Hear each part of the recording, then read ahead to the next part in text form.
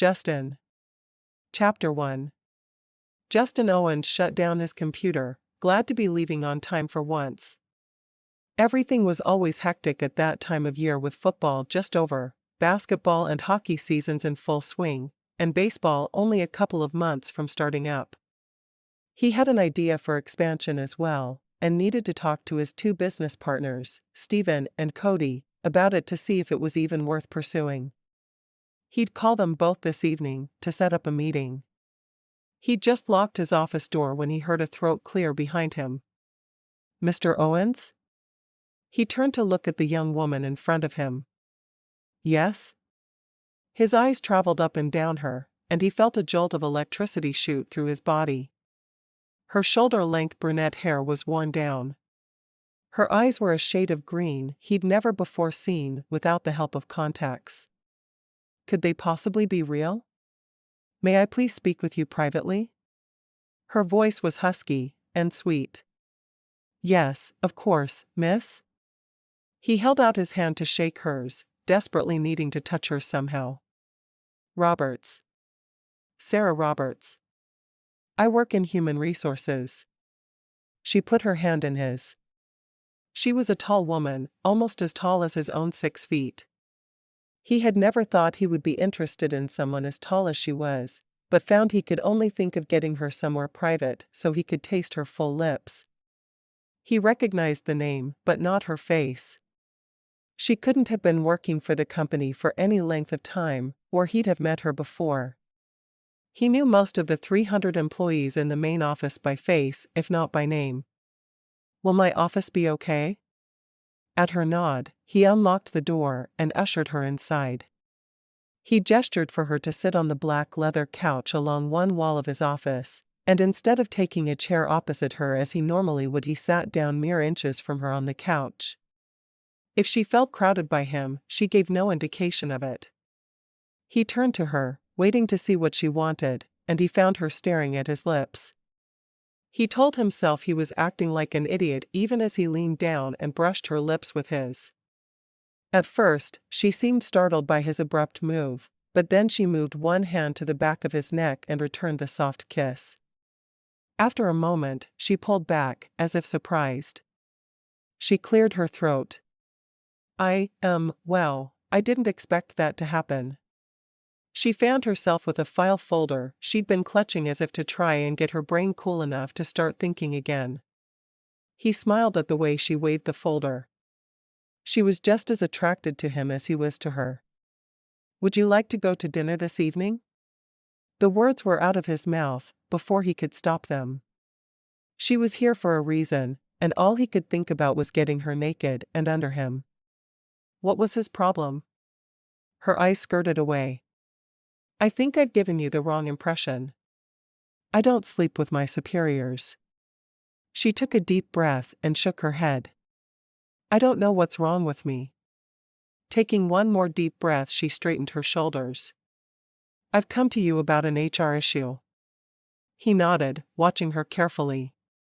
"What's the issue?" Why hadn't she gone through Melanie, the HR manager? She wasn't following the chain of command. "I've discovered several people on the payroll who are illegal aliens. They're using falsified documents to work in this country. Because that's against company policy, I talked to Melanie, the HR manager." She was speaking quickly now, as if trying to get all of the information out fast before she lost her nerve. Her eyes were still on his lips, though, making him want to lean down and take them again. "She told me to not worry about it, but I had to let someone know, just in case." "Did you know?" He shook his head, his eyes staring straight into hers. "Thank you for telling me. You have the most beautiful eyes I've ever seen." "Are they contacts?" He knew on one level what she was telling him was extremely important. On another, he could think of nothing but the beautiful woman in front of him. She shook her head, still staring into his eyes. "Are you going to do something about it?" She hoped she hadn't read him wrong. He seemed like such an honest, dedicated businessman. He did care about the problem, didn't he? He nodded. "Right away." He leaned forward to taste her lips with his one more time. She had full lips that made him think of nothing but kissing her. She stood abruptly. "Thank you for seeing me, Mr. Owens." She turned and ran from the office, leaving the folder on the couch beside him. He sat on the couch staring at the open door. Sarah Roberts. He picked up the folder she'd dropped and flipped through it quickly. Proof of her allegations were on the pages it contained. He walked to his computer and quickly looked up her personnel file. Jotting down her address, he left the building, going straight to the underground parking facility. He programmed her address into his GPS and followed its instructions to a large apartment complex. He sat outside her apartment watching the building for a few minutes, trying to decide what he should do. How would she react if he knocked on her door? He shook his head. He was acting like a lovesick puppy. He hadn't followed a girl home since he was in junior high. He backed his black Maserati out of the parking lot and drove home. He couldn't go to her apartment now without scaring her. He'd call her into his office tomorrow. And do what? Chase her around the desk? He'd think of something. He was going to make her his as soon as humanly possible. He couldn't risk frightening her in the process, though. He could still see her big green eyes. What was wrong with him today? Asterisk asterisk asterisk. On the long bus trip home, all Sarah could do was sit and stare off into space, wondering what had happened to her. Sure, she'd had a crush on Justin since she'd first seen his picture in the newspaper a few years ago, but she had never imagined kissing him as soon as she met him. What was wrong with her? She licked her lips, his taste lingering there. What was it? Butterscotch? Why would he taste like butterscotch? Why she'd latched onto him as her ideal man, she didn't know. She'd deliberately applied for a job at his company, hoping to work in close contact with him. Every time she'd signed up for a boring business class in college, she told herself it was to work for his company and get close to him. Yes, she probably could have sent him an email or an anonymous interoffice memo with the information, but she had to meet him in person. His reaction to her had been the real surprise. She raised her fingers to her lips. He'd actually kissed her. If he called her into his office tomorrow, what would she do? Strip down and lie back on his desk and let him have his way with her? She needed to get a grip on her lust. She'd never felt anything like this before. It wasn't his money either. Oh sure, that was probably what had first attracted her to his picture in the paper, but over the years it had developed into so much more than that. She had an entire scrapbook with every newspaper clipping about him in it. It was amazing how he'd started this company with just 2 other college students, and they'd been billionaires before they'd graduated. She didn't expect him to sweep her up onto his big white horse and ride off into the sunset with her though. Things like that didn't happen in real life. Not to girls like her. Chapter 2. Justin leaned back in his chair, waiting for Melanie, the HR manager, to arrive in his office. He'd called her less than 5 minutes before, but the walk shouldn't take her more than a minute. How was she going to react? She'd seemed like such a level-headed woman, and he'd had no cause for complaint about her before yesterday. Of course, you never knew when an employee was going to turn. He raised his head at the knock on his open door. Thanks for coming. The HR manager was a tall willowy blonde with blue eyes. He'd found her mildly attractive at one point, and he'd thought about asking her out once or twice, but he wasn't willing to risk an unprofessional relationship at the office. Not with her, at least. Now, Sarah was another story. If she'd seemed halfway willing last night, he'd have taken her home with him and never let her leave again. Melanie smiled and took the chair he indicated. He'd already done his own research into the company files and saw Sarah had been right in her assessment. Why would Melanie not have come to him? Great job on the Super Bowl prediction, sir. Justin smiled slightly. He and his friends, with the help of the software developed while they were in college that had made them billionaires, had correctly predicted the outcome of the Super Bowl months in advance for the past 12 years.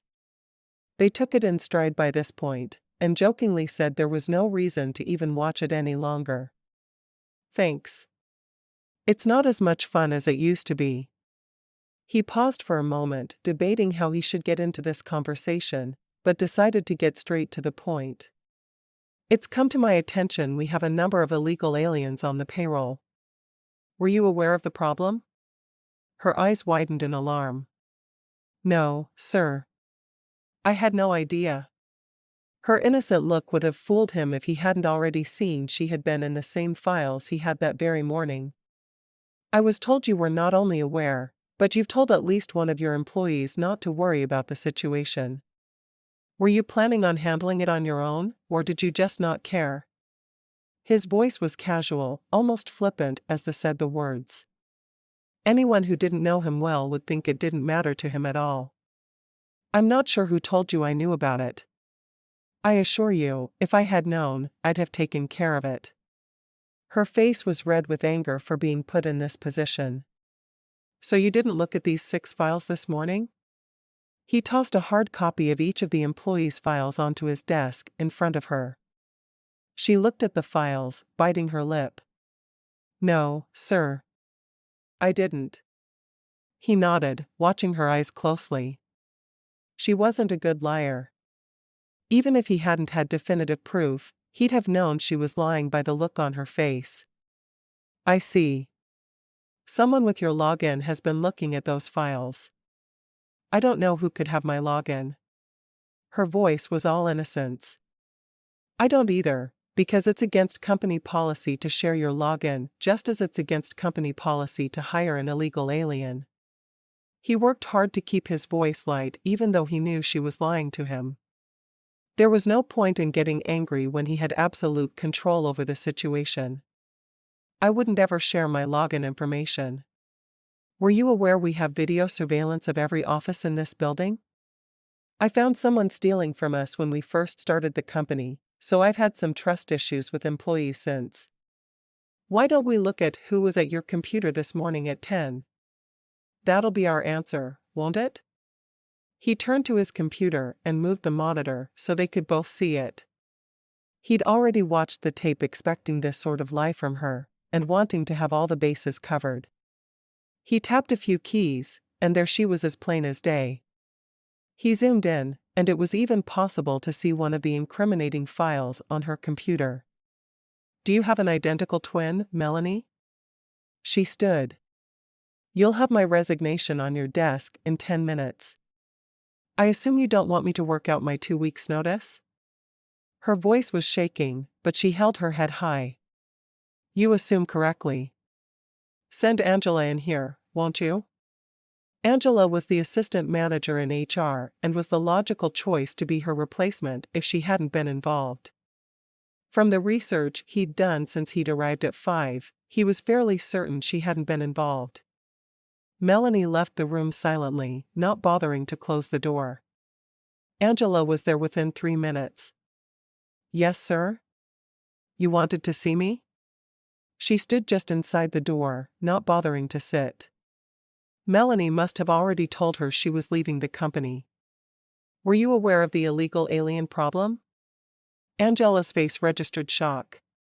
What illegal alien problem, sir? He believed her. He'd seen nothing to indicate she'd had anything to do with hiring any of the illegals or in the cover-up. How would you like a promotion?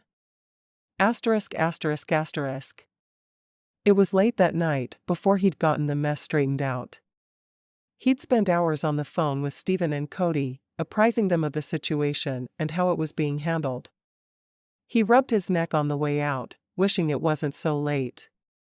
He'd been hoping he'd be able to call Sarah and ask her out for dinner, but tomorrow was a work day, and he was sure she'd eaten long ago. Tomorrow morning, he'd call her into his office and have a little chat with her. He smiled to himself as he locked his door. She was worth breaking his rules about not dating at the office. As he walked toward the elevator, He thumbed a lifesaver out of the roll in his pocket and popped it into his mouth. He always had a roll in his pocket, several in his desk at work, and even kept some in his glove box. When he got to his car, he saw Sarah standing there. She was obviously waiting for him, but didn't want anyone to know about it. He used his remote to unlock the doors, and told her to get in. "Why are you hanging out in the parking garage?" She was wringing her hands in her lap. "I want a transfer. I don't care where, but I need it fast. Melanie assumed it was me who talked to you, and she's talked to everyone. They're treating me like a pariah. Angela won't let me do anything but make copies and staple. She told me she can't trust a whistleblower." He sighed. He should have seen this coming, but all he could think about was wanting to see her again. Soon. He didn't hesitate. "My personal assistant is about to go on maternity leave. Take her place." Leslie wasn't actually scheduled to leave for another month, but he'd pay her a nice healthy bonus to put her feet up for an extra month. Out of his pocket if necessary. "This is her last week, so she'll need to start training you tomorrow." He drove automatically to one of his favorite restaurants. She couldn't have known he'd be working late, so it stood to reason she'd spent time she should have been eating waiting beside his car in the parking garage. She didn't say anything when he pulled in front of the expensive steakhouse. She was still trying to process his offer. How could she work for him? She had an entry-level HR position. There was no way she could jump from there to executive assistant to the CEO. Everyone would assume she was sleeping with the boss. He got out of the car and walked around to open her door for her. "Where are we?" "I'm hungry. I worked through lunch and haven't eaten anything but a bagel all day. I want a steak." He put his hand under her elbow to steer her inside. "Have you been here before?" Sarah shook her head. Her parents had been solidly in the middle class. For them, a dinner out at a fancy steak house was something you did for special anniversaries. "And you didn't take your children." Since she'd been on her own, there was no way she could have afforded something like this. Her salary was good, for entry level, but it was still an entry-level salary. The maitre d' greeted him by name and led them to a small table off in the corner of the restaurant. Sarah followed along behind him, wondering just why she was going along with this. He hadn't even asked her to dinner, or told her either. He'd just taken her. She was usually a lot stronger of a woman than this. There was just something about this man that reduced her to feeling like a junior high girl with her first crush. After they were seated, she picked up the menu. He was right, she was hungry, and going home to eat more ramen wasn't going to cut it. She was doing her best to throw as much money as possible on her student loans and get them out of the way, but that meant taking the bus and eating inexpensive food. There were no prices next to anything on her menu. She hated to assume he was buying, but she was sure she couldn't afford to eat somewhere like this. Maybe she'd just have a salad and water. Surely she could afford that. She sat staring at her menu, unsure what to say to him, until the waiter came back. Justin smoothly ordered for both of them, getting her a filet with lobster tail, baked potato, and a salad. He was kind enough to let her choose her own toppings for the potato and dressing for the salad. She didn't say anything, just calmly closed her menu and handed it back to the waiter. She had a glass of sweet tea in front of her and took a big drink. He was going to have to learn he couldn't keep acting as if she didn't have a brain of her own. It would drive her crazy. "I can order for myself." He smiled, squeezing her hand across the table. "You'd have ordered what?" "A salad and a glass of water?" "I know the last time you could possibly have eaten was around noon. It's after 9. You need a real meal whether you think you do or not." She glared at him, finally finding her voice. "Did it ever occur to you that I can't afford anything more in a place like this than a glass of water and a salad?" She hated admitting it, but he was the boss. He could look up her salary anytime he felt like it. I brought you. That means I pay for your meal and you eat a decent meal. End of subject.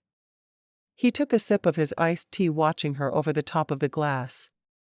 He found himself mesmerized by her eyes and simply unable to look away.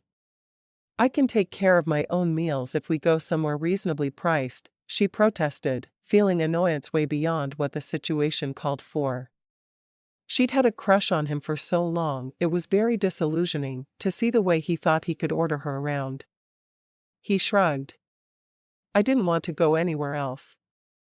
I was hungry for a good steak, and they serve the best steak in Dallas here. Why would I go somewhere else? Why would you just take me anywhere without asking me first? I'm not a child, and I'm not some puppet for you to order around. I'm a woman. You have the right to order me around in the office, but not outside it. He nodded. You're right. I didn't have any right to take you somewhere without your permission. I'll make it up to you by buying your dinner. He leaned back in his chair and winked at her. Sarah laughed. She couldn't help herself. You're not always going to get your way. I know. So are you going to take the job as my assistant? She sighed. I have no idea what else to do. I have a feeling if I stay where I am, they'll find a way to fire me within the week. If I work for you, at least I don't have to worry about being treated unfairly. I'll work your butt off, but I won't treat you unfairly. He paused, staring down at his glass. I hate to talk business at dinner, but we need to work out a few of the details. Let's start with money. He named a figure that had her eyes widening. There's a lot more responsibility with this job than your previous one. You'll be on salary instead of being hourly, and there will be a lot of late nights. Any business trips I take will include you. I'm an exacting man to work for, and you'll need to carry your weight. Any questions? She shook her head, her mind still trying to wrap itself around her new salary. She wouldn't be worried about student loans for much longer. Their food came then, and her eyes widened at the amount of food on his plate. Could one person really eat that much? Justin was a trim, handsome man. He couldn't possibly eat that way every day. She cut off a small piece of her steak and popped it into her mouth. She tended to only get red meat when she showed up on her parents' doorstep on Sunday afternoons. The rest of the time it was bologna sandwiches and ramen noodles. She chewed it slowly to savor the taste. Maybe just this once, it was okay, he'd forced her into dinner with him. During the meal they made small talk about the office and what she'd be doing as his assistant. The job sounded like more of a challenge than the one she had in HR, and she was ready for a new challenge. When they were back in his car, she gave him careful directions to her apartment. Once he'd parked, she grabbed the door handle to let herself out, but he was too quick with the lock. There's something else we haven't taken the time to discuss. She looked at him with a puzzled expression. They'd talked about what was happening in HR. They'd talked about her new job and what her responsibilities would be. What else could there be? What's that? In a quick move, he pulled her into his arms and lowered his head to hers. This, he whispered just as his lips took hers. The kiss was so unexpected, Sarah had no time to think about how it wasn't the right thing to do. She wrapped her arms around his neck and kissed him back for all she was worth. His tongue ventured into her mouth, and she met it with her own. The butterscotch taste was there in his mouth again, just as strong. Her hands roamed up and down his back, trying to pull him in closer. She moaned the sound like a gunshot in the quiet of the car.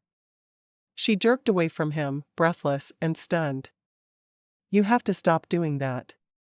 His fingers stroked her cheek, hot with a blush. I can't. His eyes bored deep into hers. I don't ever want to stop touching you. She sucked in a breath. Maybe I should find another job. I don't want to spend the next few months being chased around my desk. Would you run? Sarah thought about that for a moment. You know, I honestly don't know. And that scares me a lot. She'd always prided herself on her morals, and sleeping with the boss just wasn't something she had ever done or was ever willing to do. He dropped his forehead against hers. I've never had an office affair, or even dated anyone I worked with. It was never worth it for me to deal with the hassle of a relationship that could lead to having to see her every day at the office after a breakup. With you, I'm ready to throw caution to the wind. He paused, his hand tangling in her hair. Will you go to dinner with me tomorrow night? Everything inside her was screaming yes. This was the man she'd fantasized about every day for over 5 years. This was the man she dreamed she would spend the rest of her life with. But how could she date her boss? It would be the dumbest career mistake she could possibly make. I don't think that's a good idea. She could hear the reluctance in her voice. He sighed. I'm not going to stop trying. I'd hate it if you did, she thought. Good night, Mr. Owens. He unlocked the door waiting as she got out of the car. He rolled down the window after she shut the door. Sarah? She turned. Yes? My tongue's been in your mouth. You'd better make it Justin. She blushed, but turned away, dashing up the flight of stairs to her second-story apartment. She noticed that he sat in his car watching as she unlocked the door and went inside. She sank down onto her couch, shocked at the way the day had turned out. Her fingers touched her lips. She had to stop letting him kiss her, but she found she was liking butterscotch more and more. Chapter 3. Sarah was at work early the following morning, hoping she could get her desk cleared out before anyone else from HR showed up. The new boss, Angela, was already at her desk. Sarah didn't say a word, simply went to her desk and began packing it up. What are you doing? Do you really think you'll get a decent reference from me if you leave without giving notice? I'm not leaving. I've been transferred. I didn't sign off on any transfer. And I'm putting you on a written warning right now for poor work performance, and you won't be able to transfer. Sarah knew as soon as it was announced Angela was taking over there'd be problems. Angela and Melanie were best friends, and had always made it clear Sarah wasn't good enough to be included in anything. She rolled her eyes. Working with those two women was like going to junior high all over again. She continued packing her desk without a word. Maybe you didn't hear me. I said your transfer isn't happening. You can stop and get to work. Sarah knew better than to back down. Once Angela had her obeying orders, she'd never get away from here. She simply continued to put her personal possessions into the box she'd brought with her. Look, you're either going to stop packing that box, or I'm going to fire you here and now. That's insubordination. Angela stood over Sarah where she was sitting at her desk, doing her best to intimidate her. Sarah almost laughed. Angela was not much over 5 feet, and Sarah was just shy of 6 feet. The only way Angela would ever tower over her was when she was sitting. She considered standing up, but decided against it. A calm male voice sounded from the hall outside HR. It would be insubordination if she still worked for you, but she doesn't, which she just told you. You've been in your position for 1 day, and already you're misusing your authority. Do you need to go stand in the unemployment line with Melanie? Angela jerked around to see who dared talk to her that way. Her face turned white. I'm sorry, sir. I just don't think you realize what a problem Sarah's been to our department. Write me a memo. He turned to Sarah, who had just finished putting her things into the box, and smiled. Why don't I carry that for you? He hefted the box into his arms and walked out the door with Sarah trailing behind him. She wished she'd been able to say something to rub Angela's face in the way she'd been treating her, but decided that wasn't a good idea. Not with Justin watching anyway. It would be enough that any time she needed to talk to the big boss about anything she'd have to go through her. A slow smile spread across Sarah's face. It would definitely be poetic justice. Thank you. He smiled over his shoulder. No problem. I had no idea Angela acted like that toward anyone. I've only ever seen her doing her job and being kind to people. She laughed softly. You've only ever seen her when she saw you first, you mean? She watched as he set the box down on an empty chair in the office, belonging to his executive assistant. Sarah had seen the woman around the office, but had never met her. She did know her name, though. Candace Abernathy. It was on every memo coming out of this office. She held out her hand in greeting. I'm Sarah. Candace got to her feet, her huge belly leading her. It's nice to meet you. I'll show you the ropes until Friday. After that, I'll be on call for the next month. In a month, I'll be giving birth and taking care of my new daughter, so I won't want to hear the name of this silly company. Silly company? Justin stepped up beside her and poked her arm. Did you call this a silly company? She nodded emphatically. Any company that is based on predicting sports outcomes is silly. I mean, really. Grown men getting paid to play games is bad enough. You guys take it to a whole new level. He sighed. When will you understand that life mirrors sports? His voice sounded worn out. This was obviously an argument they had on a regular basis. She rolled her eyes. When will you understand your fascination with everything sports makes me want to vomit? He shrugged. I don't care much about sports actually. Just about the money to be made from them.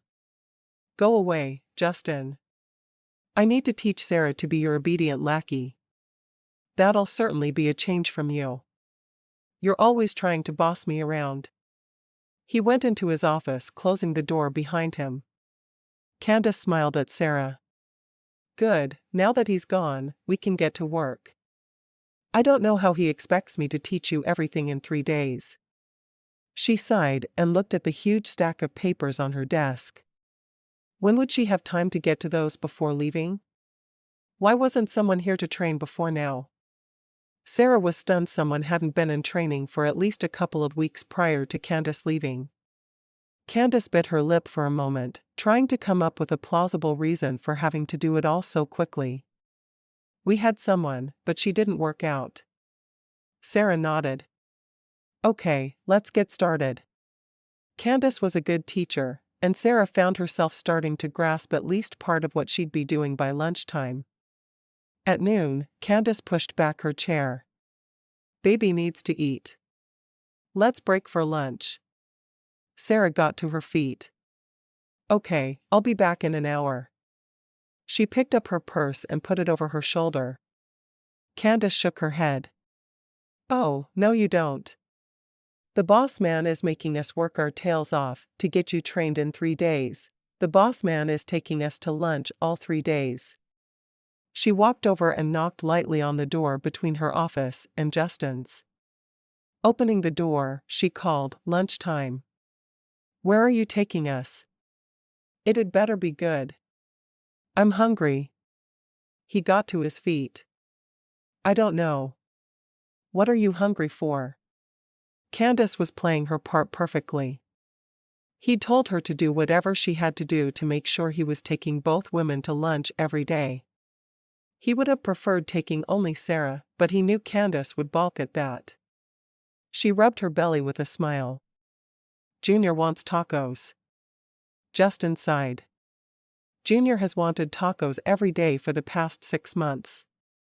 He looked down at her belly. Junior has good taste. She put her hand through Sarah's arm. We're taking my minivan. I won't get in his death trap and risk Junior's life. Sarah grinned at the easy camaraderie between Candace and Justin. How long have you worked for Justin? Candace sighed. We were in a marketing class together at UTA. One day after class, he was trying to impress me saying he was starting a company with 2 friends and they were going to make billions. I laughed. He offered me a job on the spot. Sarah looked at Justin. Why did you offer her a job for laughing at you? He shrugged. Partially, because I needed to have someone who was smart and knew what she was doing working for me. Partially because she wasn't willing to put up with my nonsense. And partially because one of my friends had a crush on her and I knew he'd hate it when I had her all to myself for hours every day after classes. Candace's eyes widened. Neither of them ever asked me out. Who had a crush on me? She obviously hadn't heard that part of the story before. Stephen. He got over it fast, though. He was so intimidated by you, he was afraid to ask you out. Candace laughed. I can't imagine dating Stephen. He needs some sweet little girl who will stay home and have babies. Like you're about to do? She grinned. I'm taking a year off. I'll be back, and I'll be running this place yet. They got to the car and Sarah automatically got into the middle seat. There was already an infant seat strapped into the bucket seat beside her. Do you have other children? No, this is my first. I'm just prepared. Justin laughed. What she means is she's had the car seat there since she bought the vehicle 3 months ago. She decided she was going to be a mom and needed a minivan, and she needed a baby seat to go with it. So she did it. She's probably already been talking to all the best preschools too. I have, and I'm not ashamed of it. Some of us look further in the future than what we'll be eating for dinner. Candace parked in front of a trendy Mexican restaurant. She turned to look at Sarah. Boss man is paying. He won't pay for alcohol, but buy the most expensive thing on the menu other than that. It'll drive him nuts. Justin rolled his eyes. It won't drive me nuts. I couldn't care less. Eat whatever you want. Lunch was an eye-opener for Sarah. She'd heard a lot of stories about Justin after working for the company for 6 months, but this was the first time she'd seen this side of him. He was completely relaxed with Candace, and it showed. She preferred this man to the bossy man who hadn't even asked if she'd wanted dinner the night before, although, as she thought about it, she realized he'd pretty much forced her into 2 meals with him this week.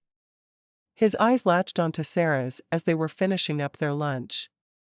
Business trip. We're flying out Monday night. Her eyes widened. Where are we going and for how long?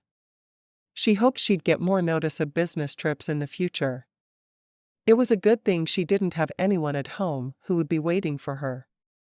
We'll come back on Sunday. Somewhere warm. Take beach clothes. You'll have some time off while we're there, and I think you'll enjoy the beaches. While we're where? Justin shrugged, indicating he was finished with the conversation. Candace looked between the two of them, a slow smile spreading across her face. She'd never known Justin to be interested in a woman at work before. She would have loved to be a fly on the wall watching the whole thing play out, but Justin said she needed to take her maternity leave a month early with pay. She wasn't about to argue with that. Justin raised an eyebrow at Candace. What's that grin for? Junior doing flips in there? He looked down at her belly, which barely fit into the booth.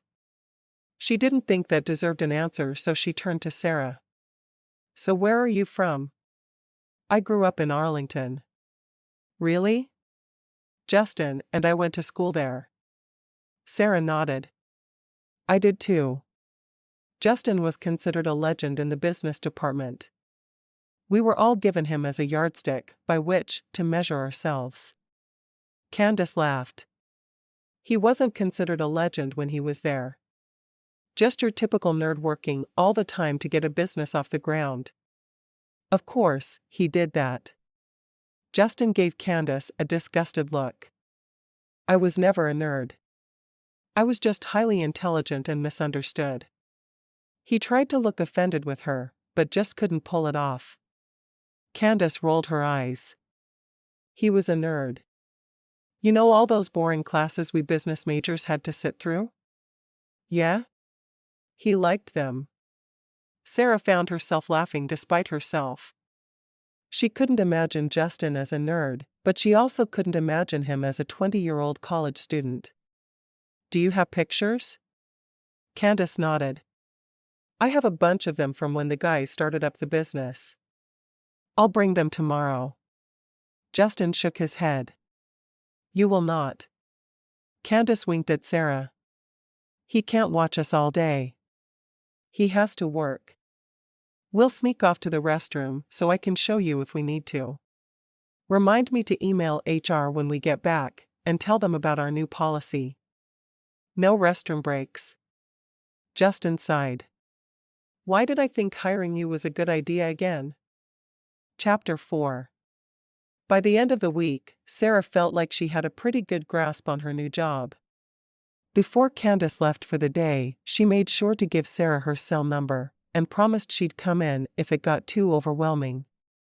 It was after 8 when Sarah picked up her purse to leave for the day.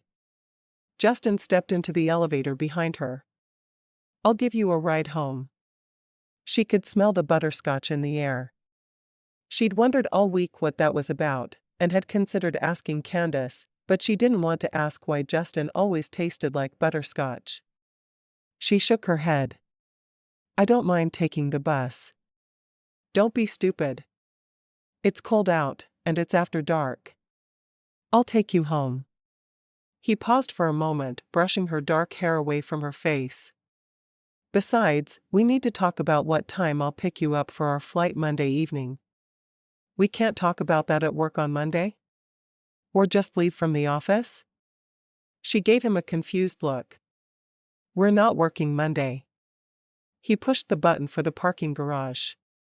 You get a day off when you have to prepare for a business trip. She nodded. She was still trying to figure out what to take with her on the trip. He'd said to bring along beach clothes. She still needed to bring a couple of business suits, though, right? Several? She sighed. She'd have to take some of everything and hope it worked out for her. When the elevator door opened into the parking garage, he put his hand under her elbow to guide her toward his car.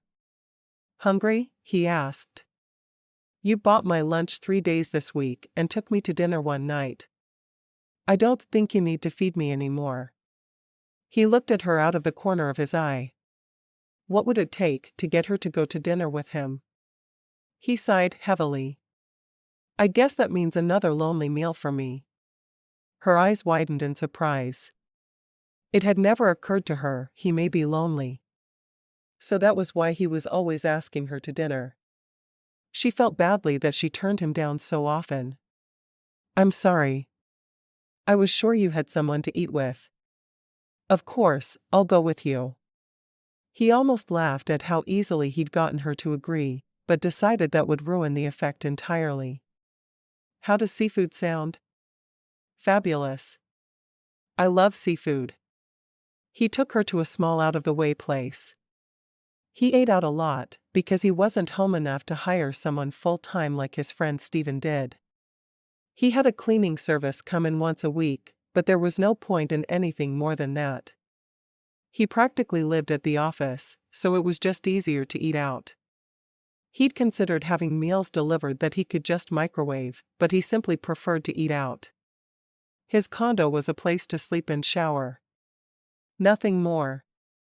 When he took one of his rare days off work, he usually spent it with his friends or his grandmother, who lived in Carrollton. She had raised him, and now that she was in a nursing home, he went to see her as often as he could. He'd offered to hire a private nurse for her, but she said she'd prefer the company of other people her age, so he'd paid for a top-of-the-line nursing home instead.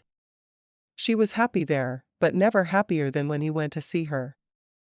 The flight is going to take about 12 hours, so I thought I'd pick you up around 5 on Monday evening. We're flying out of Alliance Airport, so it's a drive. Why Alliance? Alliance Airport was a small airport on the northwest side of Fort Worth. It was a long drive from downtown Dallas, and there were 2 large airports so much closer, it seemed ridiculous to go out of there. That's where we keep the corporate jets, he explained calmly. We'll be flying with Cody. Have you met him yet? She shook her head. She knew the name, of course. Cody was the third member of the trio who had started the company. It had been at his instigation that Stephen had written the computer software their entire company was based off of. The three men co-owned the company, but Cody was often off attending sporting events to try to charm different team owners to buy their software, or to upgrade their software. He wasn't in the office much at all. The other owner of the company, Stephen, worked from home a lot. Justin was the only one of the three who made regular appearances at the office. "We'll fly all night then?"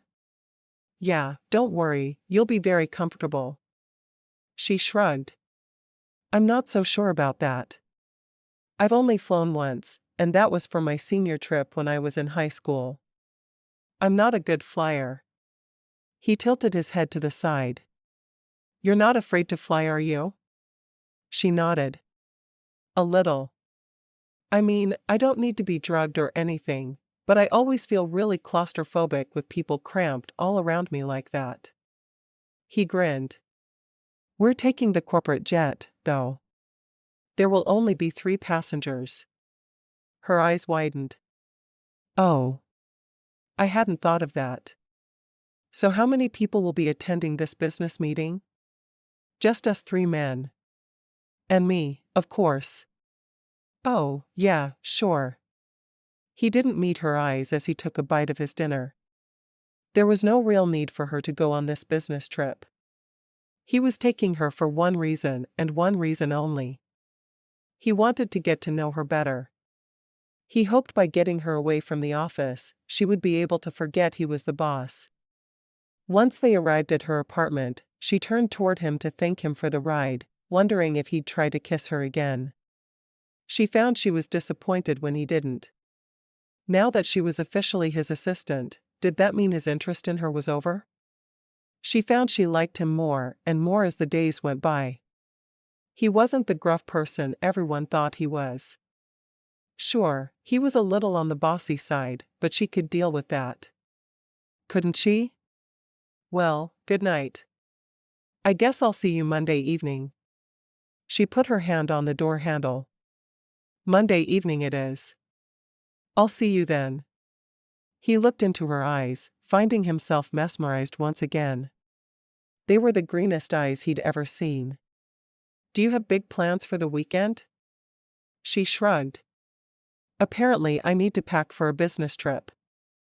I'll probably do my laundry and go see my parents on Sunday. I always go see my parents on Sundays." "You said they live in Arlington?" At her nod, he asked, "How do you get there?" "They don't have public transportation in Arlington, do they?" His brow furrowed as he asked the question.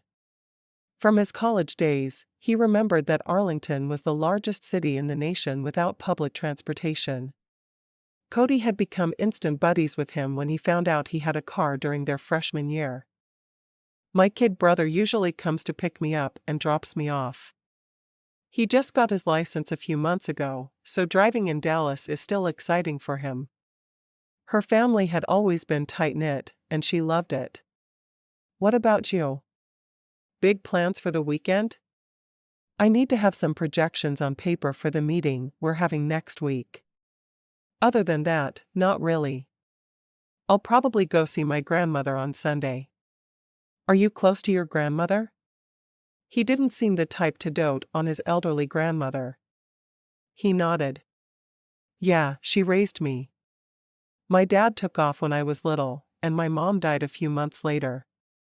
She's been the only constant in my life. She's in a nursing home now. She loves it there." He couldn't help but smile as he thought about her. "I offered to get her a private nurse so she could stay on her own, but she said she'd rather be in a nursing home where she can play cards and having fun with the other old folks."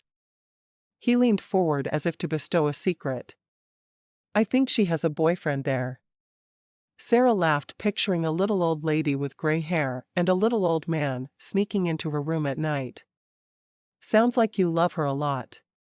He shrugged. "I don't know what would have happened to me if she hadn't taken responsibility for me the way she did. I try to spend at least one day a week with her when I can." Her image of him shifted once again. He certainly wasn't the man she'd imagined him to be, but every day she realized he was so much more than she could have hoped for. She was quickly losing the crush she'd had on him for so long, but it was turning into something more. She almost wished she didn't work so closely with him so a relationship would be possible. Well, I'd better go up. Thanks for dinner. She opened the door and walked up the stairs to her apartment, aware that he once again sat waiting for her to open her door and slip inside. She couldn't wait until Monday evening when she'd be with him again. *****. The weekend flew by. Sarah went through all the clothes she owned at least 3 times before she finally settled on what she would take with her. She didn't know how she should dress for the plane ride, but decided jeans would have to work. If they'd be flying all night, he couldn't expect her to be uncomfortable, could he? At Sunday dinner, she told her parents about her new job, talking nonstop about Justin and her new responsibilities. After a while her brother, Kurt, finally said, "If you love the guy so much, just marry him. Don't make me listen to another word about how perfect he is." She started to protest, but knew her blush gave her away. Her parents just laughed as she sputtered, trying to come up with a clever response. Finally her mother just smiled and said, "I'm glad you're enjoying your new job so much." After they'd finished eating, Sarah helped her mother with the dishes as always. "So is this Justin the same man you used to cut out every newspaper article about and put into a scrapbook?" The question was asked casually, but Sarah could see her mother watching her out of the corner of her eye. She flushed. "Yeah, it's him. You knew I was working for his company." She was embarrassed to admit it, because her mother was always able to read between the lines so well. Her mother nodded. "I did. I didn't realize you'd actually met the man, though." Sarah shrugged. "I had to talk to him about an HR matter early in the week, and he offered me a job because his assistant was about to go on maternity leave." She left out the part about how she was being treated in HR, because she didn't want her mother to go all mama bear on her. "Is he a good kisser?" Sarah turned beet red. "I don't kiss my boss." Her protest was weak and she knew it. Her mother had always been able to see right through her. Carol's eyes lit up. "So, when do we get to meet him?" "Mother, I can't ask my boss to come over for Sunday dinner so he can meet the family." "Well, I don't know why not." Sarah poured the soap into the dishwasher and started it. "It's not happening. Invite him over next Sunday." Sarah shook her head. "I forgot to tell you. I'm going to be away on business next weekend. I won't be here for dinner." She didn't meet her mother's eyes as she said it. "A business trip? With Justin?" Sarah sighed. "Yes, a business trip with Justin." "Where?" Sarah shrugged.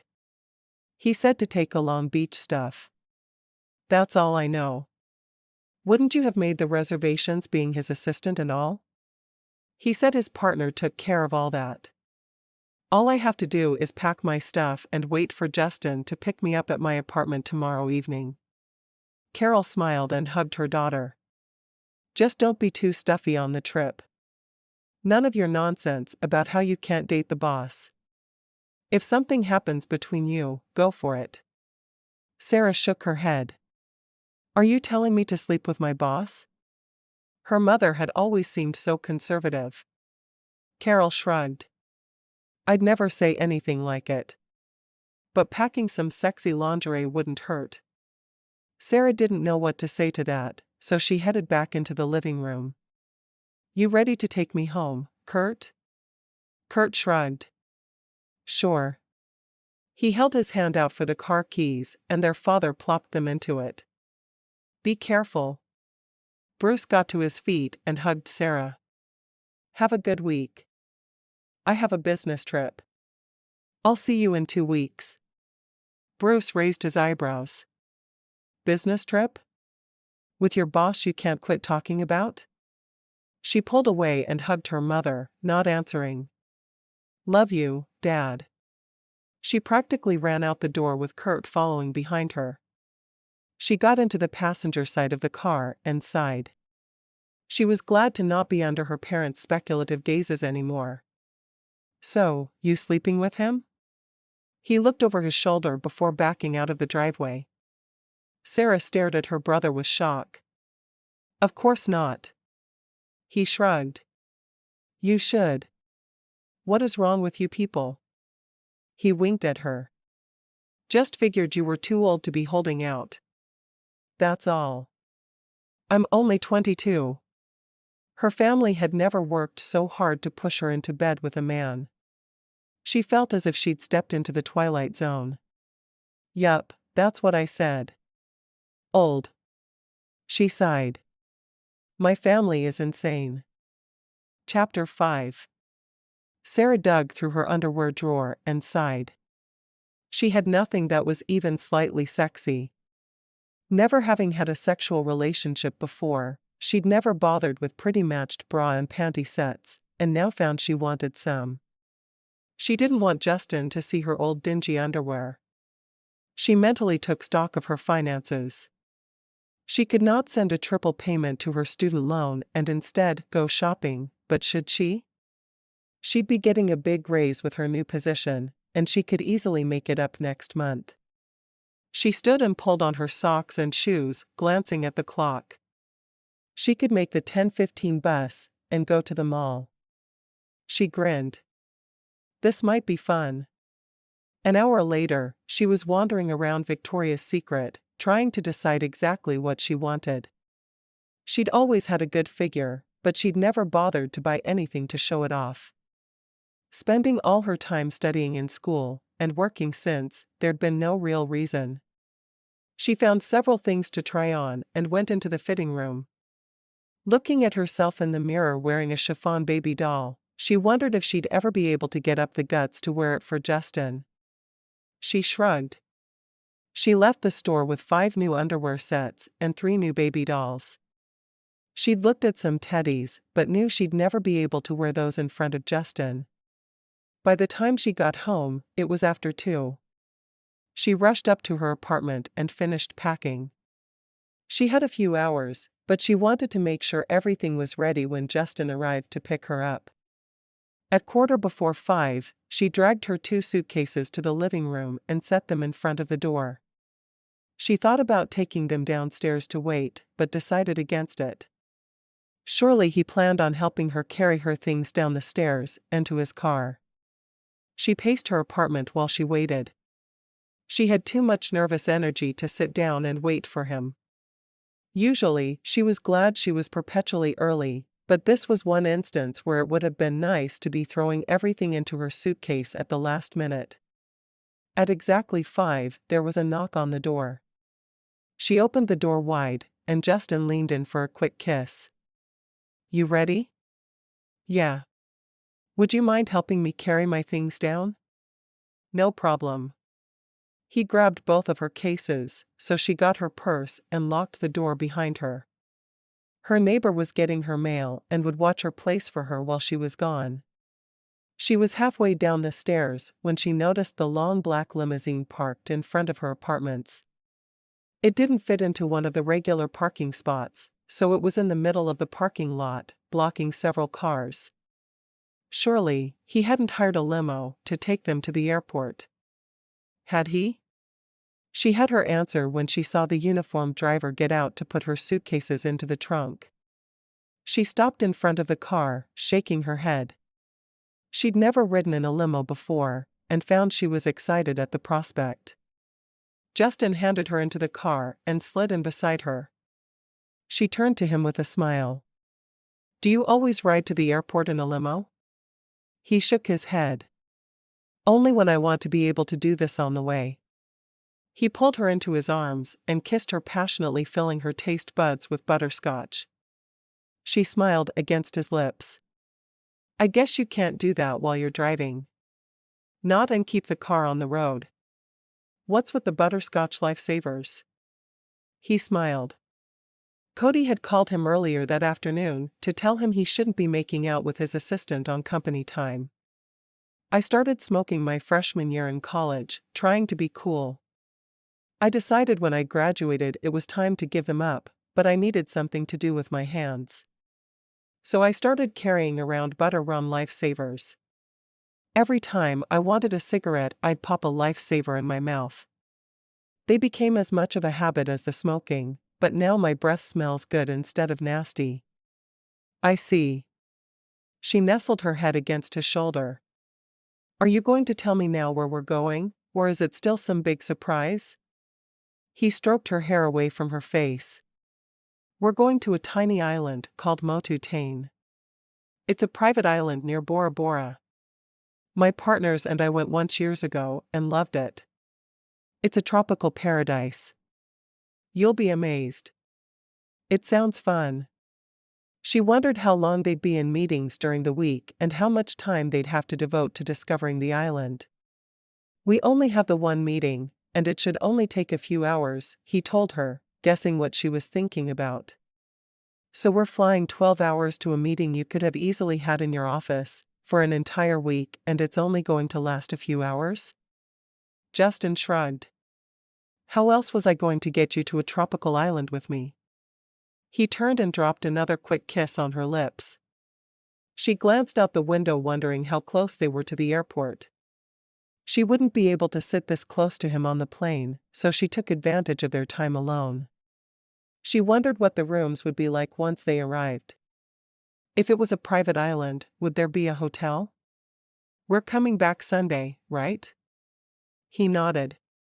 We rented the island until Sunday evening.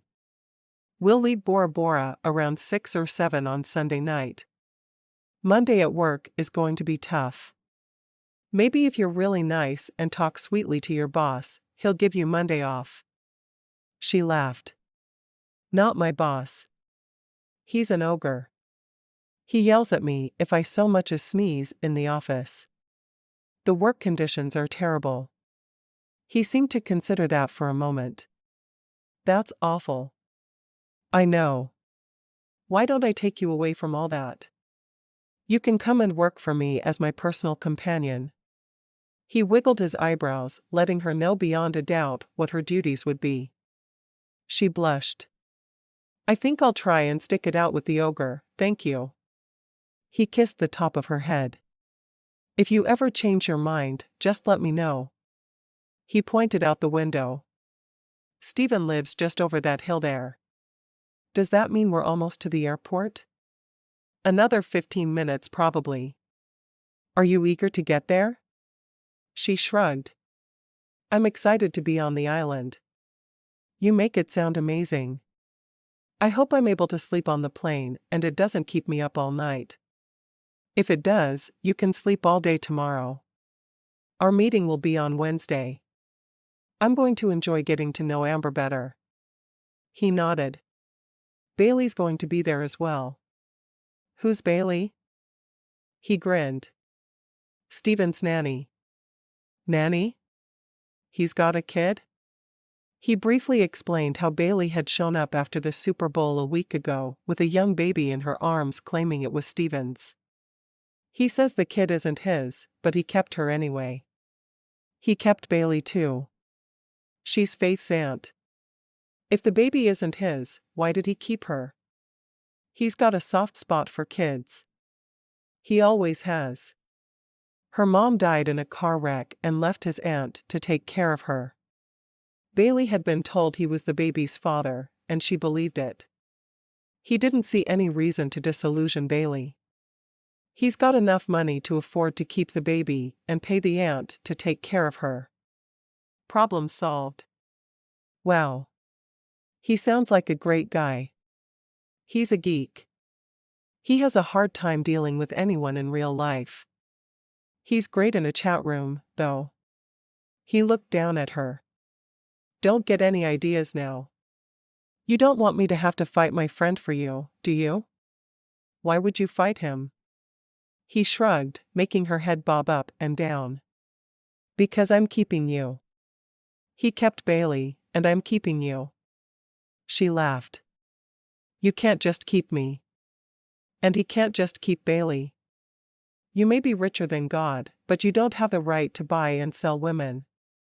Probably not. I'm still keeping you. The car stopped and she noticed they were parked at the airport. I'm not going to argue about this now. I don't argue. I state facts, and you accept them. Only in the office. Outside the office, you're just another man. He dipped his head and kissed her briefly. Just another man who is going to keep you. She rolled her eyes and followed him out of the car. Sometimes she wondered why she even bothered. The plane was amazing. She stood just inside the door looking around. Each seat was at least 6 inches from the one next to it. They all seemed to recline. There were only 6 seats total in the back of the plane, and they were all made of leather. Where should I sit? He pointed to a seat up against the window. Sit there. He waited until she was seated and settled down beside her, glancing at his watch. Where's Cody? I swear that man is going to be late for his own funeral. Cody climbed onto the plane then, pulling Amber along behind him.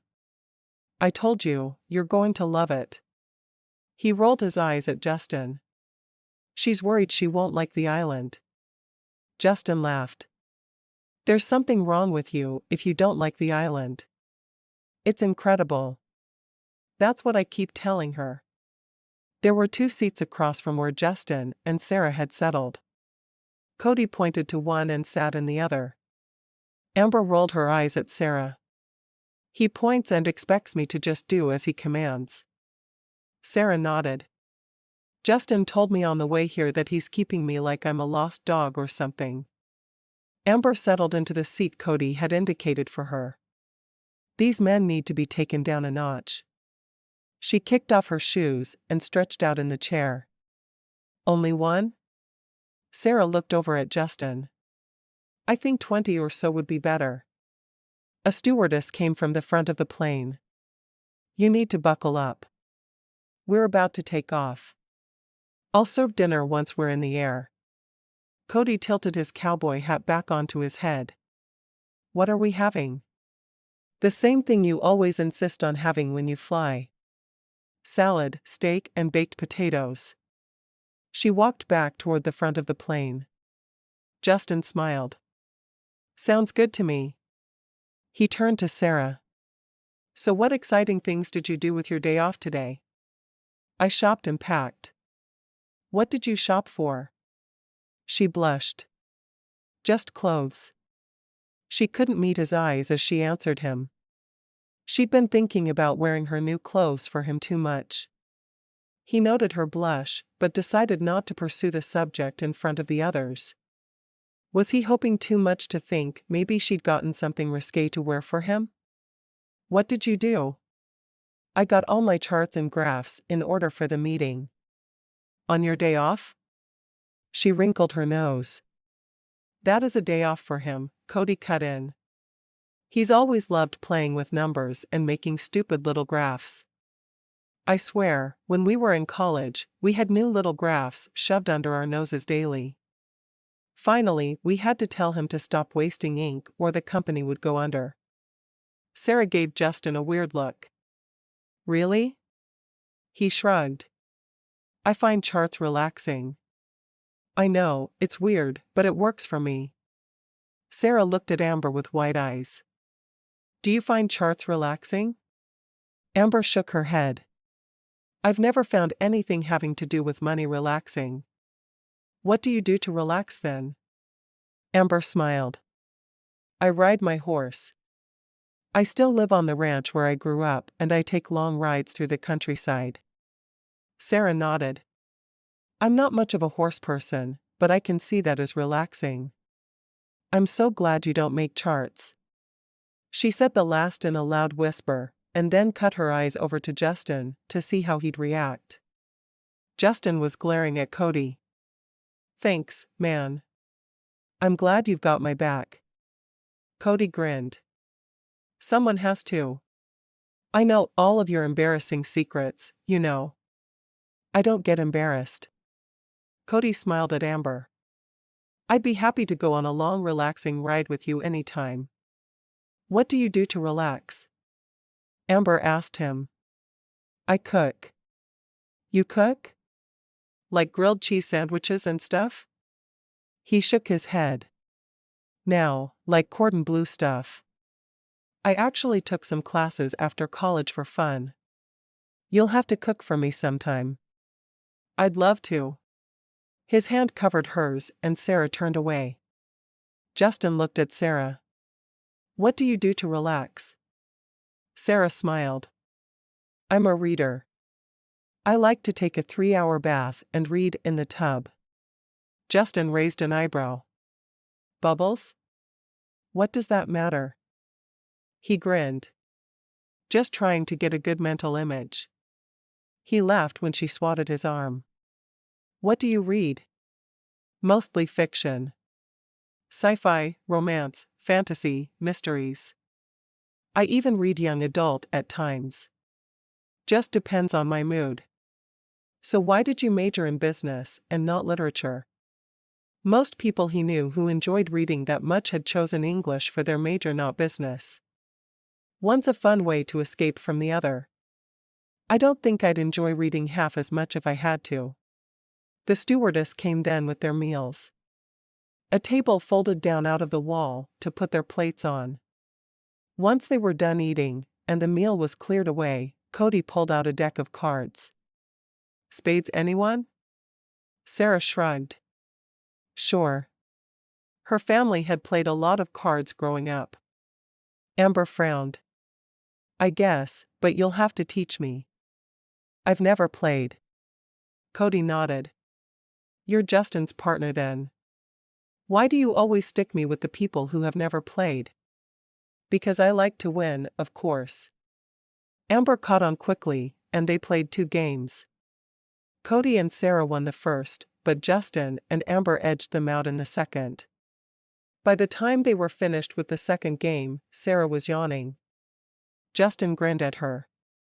Let's fold the table up and get some sleep. Sarah nodded. I'm sorry, I'm so tired. Don't be. We're flying through the night so we can sleep on the flight, not so we can keep each other up playing games. The stewardess brought them each a pillow and a blanket. Justin showed Sarah how to lean her chair back and kick her feet out. Once they were settled, his hand found hers, and she fell asleep clutching it. She slept with a smile on her face. Chapter 6. Sarah woke as the wheels touched down. Justin's hand was still clutched tightly in her own. She watched as the other 3 struggled awake as well. Looking out the window, she saw it was light out and stretched. I guess we're here, she mumbled. Amber rubbed the back of her neck. How'd you sleep? She directed her question at Sarah. Really well, considering I was on a plane. She dropped Justin's hand. You? Amber nodded tiredly. Pretty well. It was obvious she could have used a few more hours, though. Justin stood up stretching to get the kinks out. They'll bring our stuff over. Let's go to the island. Cody came awake slower than the others. Let's get breakfast here, before we go over on the boat. Stephen isn't going to be happy if we invade them too early. He stood up twisting his torso first one way and then the other, cracking his back loudly. Are they already there? Sarah asked. Justin nodded. They got there yesterday morning. Stephen said he deserved a little time without us bugging him. Justin grinned at Cody. Sarah frowned. Didn't he want you to come? Oh, sure. He just wanted a little time in paradise before we showed up and forced him to think about anything other than Bailey. Justin winked at her. Bailey's the nanny, right? Justin was interested in the nanny? Uh-huh. And you're the executive assistant and Amber is the writing instructor. Sarah's eyes widened. I see. I thought you would. Cody led them all off the plane. Put our stuff on the boat. We'll be back in a few hours and head over, he told the pilot. Yes, sir. They walked toward a small restaurant adjacent to the airport. I'm hungry. Cody rubbed his stomach. You're always hungry. Justin shook his head at his friend. Cody shrugged. Very true. He grabbed Amber's hand and pulled her along toward the restaurant. By the time they'd eaten and browsed a couple of the shops, it was almost noon. We gave them enough time to wake up, Cody announced. Paradise awaits. They walked toward the beach and found the boat with their things in it. The man who owned the boat and shuttled people back and forth to Motu Tain was sitting quietly waiting for them. He had a book in his hands. Sarah had only been outside of the United States once when her family went on a trip to Britain when she was a little girl. The tropical island they were on was amazing to her. Once they were on the ocean, she turned her face toward the sea spray. I love this, she shouted over the motor. Justin smiled, his hand squeezing her thigh through her jeans. She wondered again what the accommodations would be like. If Justin had told her sooner where they were going, she'd have looked it up, but she hadn't had time. Once they were in view of the island, her smile widened. It looked like a jungle with bungalows built right on the beach. There were several, so she could obviously have her own if she chose to. Soon they were all standing on the beach, talking to Stephen and Bailey. Well, Sarah and Amber were talking to Bailey, and Cody and Justin were talking to Stephen. Bailey was cradling her niece in her arms. I'm so glad Cody and Justin both brought dates, Bailey said excitedly. Bailey was a petite blue-eyed blonde. She seemed genuinely happy there were other women on the island with her. Oh, no. I'm not Justin's date. I'm his administrative assistant. She held her hand out to shake Bailey's. I'm Sarah Roberts. It's nice to meet you. I'm really not a date either. I'm the nanny. Bailey smiled as she shook the other woman's hand. I'm Bailey Borders. She turned to face Amber. Are you a date? She asked with a grin. She shook her head. I'm Cody's writing instructor. She looked bewildered by that fact. I'm Amber Cassidy. Amber had blue eyes and dark hair. Bailey nodded. I'm sure he'll need you for the horse riding portion of the business meeting, she said with a straight face. They all laughed. Would you believe he actually told me if he decided to ride a horse on the beach and he fell off, it would be my fault if I didn't come with him? Bailey shook her head. They're all crazy. She looked around for a minute, waiting to see if Stephen would come over. When he didn't, she decided to play hostess. I'm sure we can take meals together, or not. Whatever. Stephen said they were having their big meeting tomorrow. Do you guys want to hang out on the beach during it? Or we could use the boat for whale watching? Bailey paused. Stephen said he'd have someone watch the baby if we wanted to go. It seems strange to let him pay for a babysitter so his nanny can go for a ride in a boat, but who am I to argue? Sarah shook her head. That sounds like fun, but I'm sure Justin will need me during the meeting. I mean, he wouldn't have brought me along otherwise, right? I have a feeling the only reason any of us are here is because those men over there thought we should be. Amber shook her head, bemusedly. I still can't figure out why I agreed to come here. Bailey nodded emphatically. They're certainly forceful.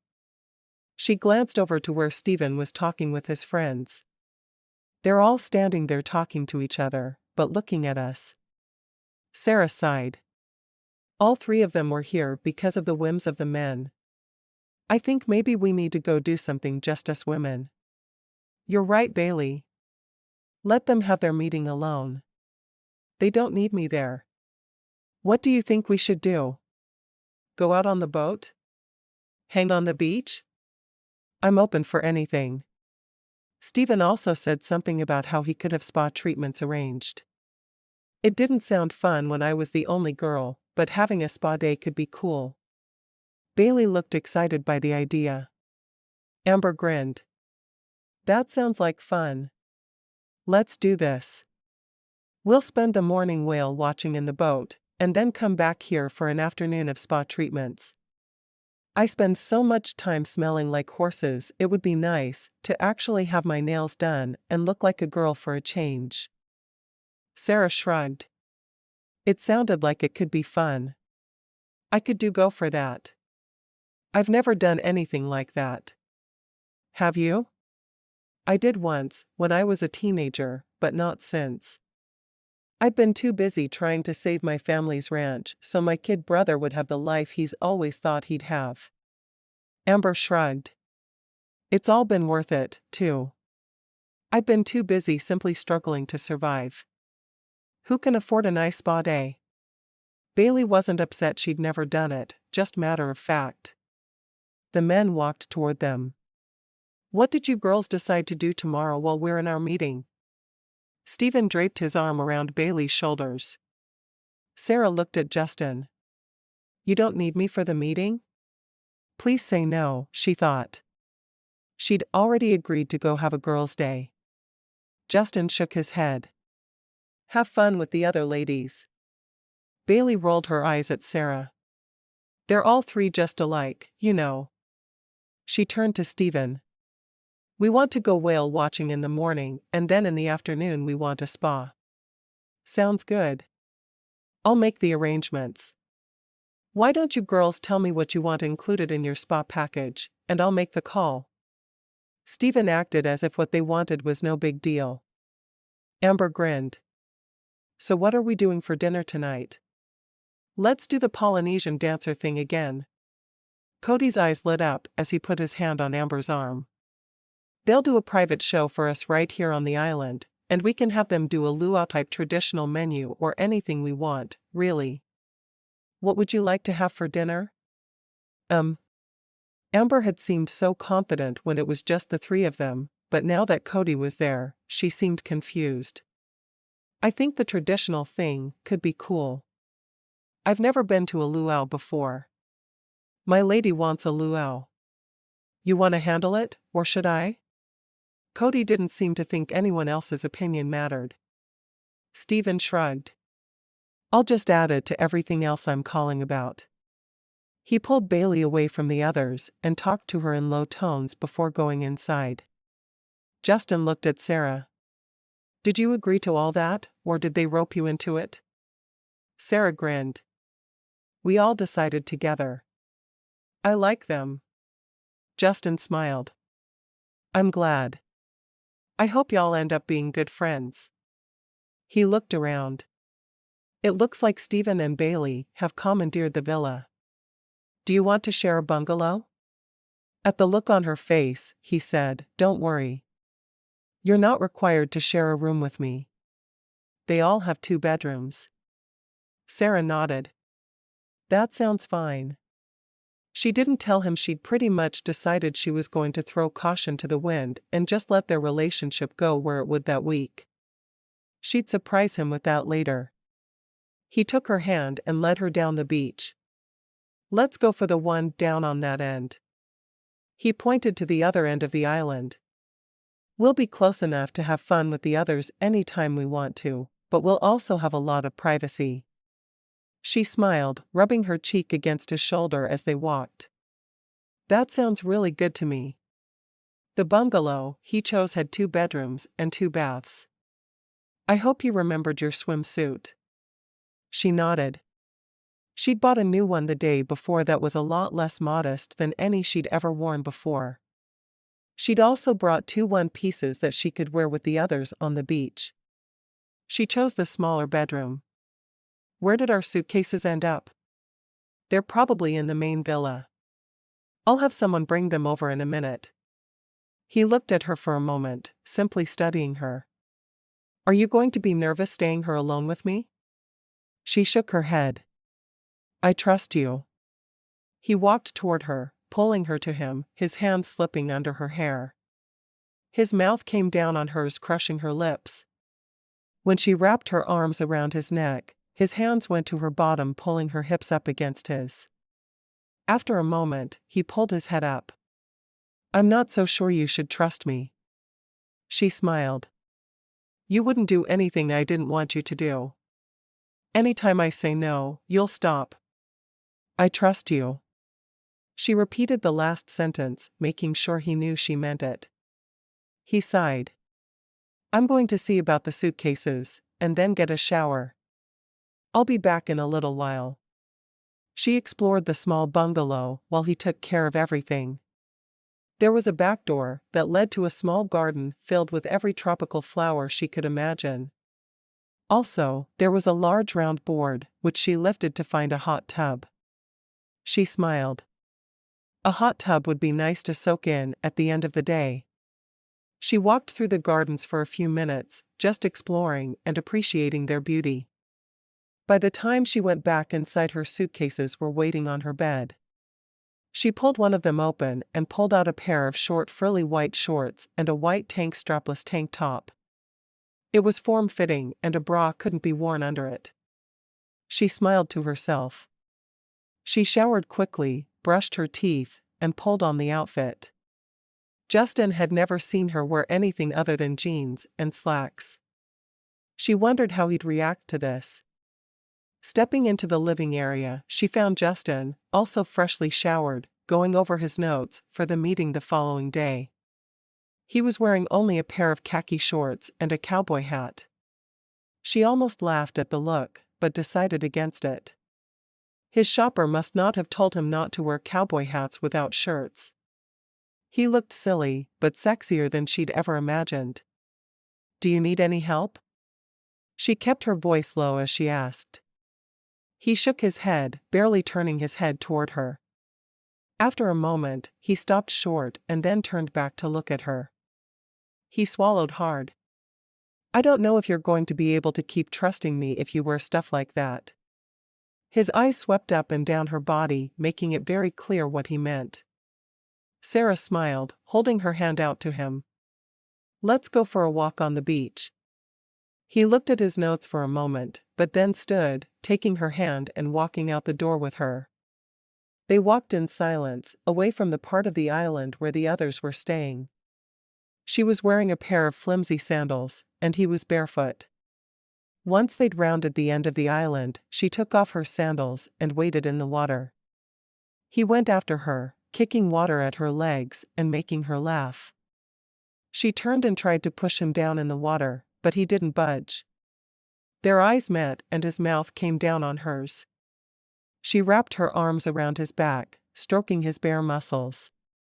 He took her hand and pulled her out of the water, sitting on the beach, and pulling her down to straddle him. She went down happily, kissing him with everything inside her. Chapter 7. Sarah was surprised at how much had been done for their dinner when they arrived at the main beach in front of the villa. A large table had been brought in with chairs all along one side of it, and a buffet had been set up so they could serve themselves. It consisted mainly of a variety of meats, rice dishes, and vegetables, with a variety of fruits and a chocolate fountain for dessert. Sarah found herself sitting at one end of the table next to Justin. She wished she were close enough to talk to the other women, but certainly wasn't complaining about sitting with Justin.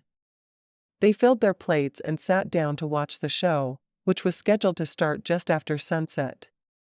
She wasn't sure exactly what she'd been expecting from the show, but it wasn't what they saw. The woman who did the traditional Polynesian dance wore long black and white dresses with slits up the back instead of the grass skirts she'd thought they may see. The first part of the show consisted of the women doing a fast dance to soft music and a drum beat. Next came a fire dance with men wearing only loincloths. Justin winced several times as the men moved the sticks between their legs rapidly. This is amazing, she whispered to Justin. He grinned at her, squeezing her hand. I'm glad you're enjoying it. It wasn't just the show, but the entire atmosphere. Sitting on the torchlit beach, just after dark, while eating outside was an experience she wouldn't have missed for the world. She leaned around Justin to catch the faces of the other women, and they seemed just as awestruck as she felt. After the show, she talked to both of the women, and they agreed to meet at the villa for breakfast, before going whale watching. Their boat was set to leave at 9 in the morning, so they would meet for breakfast at 8. Sarah had worried about feeling out of place during the trip, but all of the others made her feel as if she were part of the team. It was hard to believe they'd all known one another around the same length of time, especially Bailey and Stephen, who seemed as if they'd been a couple for a long time. Asterisk asterisk asterisk.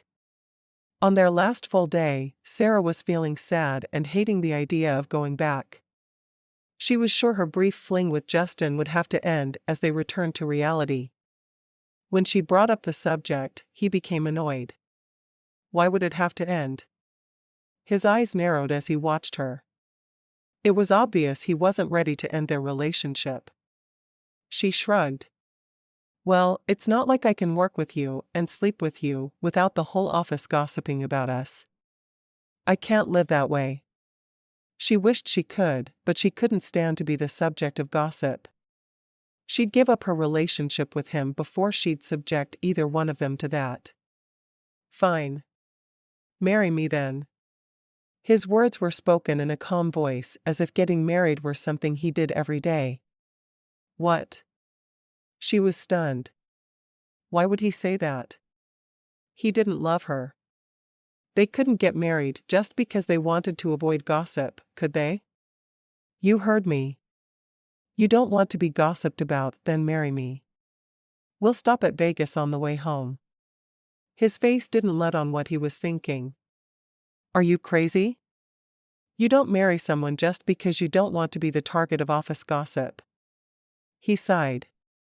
I've been thinking about this ever since we got here. You're not the type of woman to just sleep with someone. Are you? She shook her head. Well, I'm not going to be the man you regretted having a relationship with. Let's get married before we go home. It'll solve everything. She couldn't believe she was actually tempted. She loved him, of course, or she never would have entered into a physical relationship with him. But what would he get out of it? She couldn't just ask him that, could she? Well, why couldn't she? What would you get out of it? He smiled. I'd get you in my bed every night, and I'd get to not feel guilty about having my way with my sweet assistant on a trip that she never needed to go on to begin with. His hand cupped her cheek as he spoke. She had no doubt he felt tenderness toward her, but would it be enough? Why would you feel guilty? It's not like you coerced me in any way. I was a willing participant. Justin pulled her into his arms. Every time I look in your eyes, I see an innocence there that I'm afraid I'm ruining. Marry me. She looked up at him contemplating. Are you serious? Could he possibly be serious about it? How would she feel when he was tired of her? Was it worth the risk of heartache to have a few months of happiness? He grinned. I'm more serious than I've ever been about anything. Cody and Amber will stand up with us. I'll be the best husband you've ever dreamed of. She stood for a moment, just thinking about it. She wanted to marry him. She loved him and knew she always would. If he wanted it too, whether he loved her or not, who was she to say no? Finally, she nodded. Yeah, I'll marry you. Maybe she was crazy for agreeing, but she'd never wanted to do anything as much as she wanted to marry him. A huge smile crept over his face. You will? He lifted her off her feet and spun her around once. We'll spend one night in Vegas and then head home. It won't hurt anything to get back a day late. She bit her lip. I don't have anything to wear, and my mom will kill me if I don't have good wedding pictures. Can we put it off for a few weeks so I can get a decent dress and my family can be involved? He made a face. You can get a dress fast in Vegas. I'll fly your whole family out there if that's what you want, but I want to get married tomorrow. He wasn't going to give her time to change her mind. It just wasn't happening. As the only daughter, her mother would kill her if she wasn't there for the wedding. But did she really want her whole family around for it? How about we get married tomorrow, but have a big reception once we get back home? That will appease my mother, at least. He shrugged. As long as you plan it, and I can just show up. Sure. Will your grandmother be upset if she misses the wedding? She didn't want to hurt anyone's feelings by just eloping. There were so many people to consider. He shook his head. We'll get someone to film it for her, and she'll be thrilled. She'd rather watch from the comfort of her bed in the nursing home than have to put up with a crowd of people at the actual event. Will Cody mind going back a day late? Justin shrugged. Probably not. I'm not sure about Amber, though, now that I think about it. She may need to work Monday afternoon. Sarah bit her lip. She did want her new friend to be there to stand up with her. I really want them there. Justin sighed. How's this? We'll leave tonight at 6 instead of tomorrow night at 6. That gives everyone time to get home when they planned.